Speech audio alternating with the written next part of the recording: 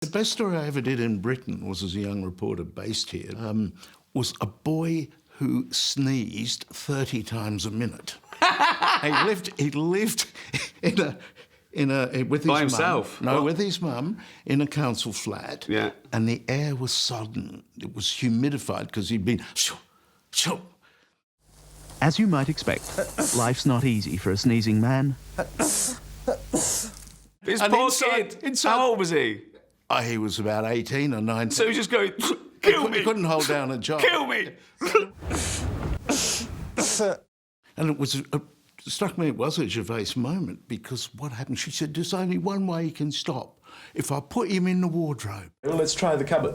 Okay.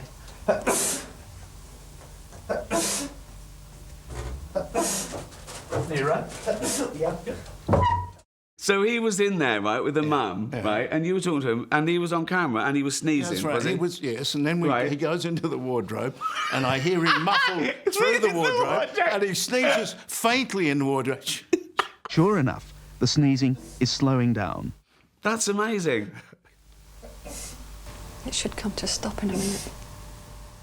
I think it's something for you. I give it as my gift. Oh, no, sorry, you're meant to do the jokes. Right, well, I can go now. I've made you laugh. End of the interview. Right, that's it.